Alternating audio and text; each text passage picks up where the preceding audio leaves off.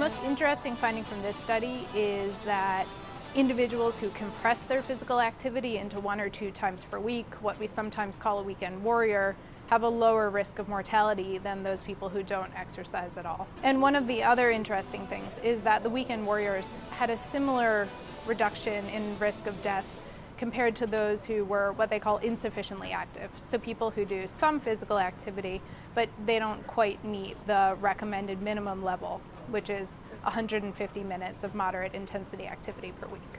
What's new in this study is looking at that compressed pattern of activity. So previous studies have looked at how little can you do to see some health benefit, and this study was interested more in the question of if you only exercise once or twice a week, but you have a high enough volume, do you see a benefit for mortality risk? And the answer was yes. I think that this study actually supports the 2008 physical activity guidelines for Americans, which suggests a minimum of 150 minutes of moderate intensity activity, so something like walking, or 75 minutes of vigorous activity, something like running, each week.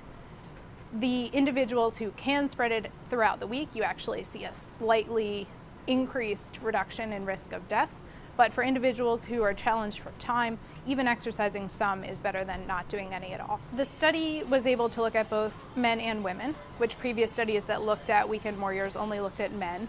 So it was interesting to see that there were not differences between men and women. A recent study came out suggesting that people who sit longer have a higher risk of death.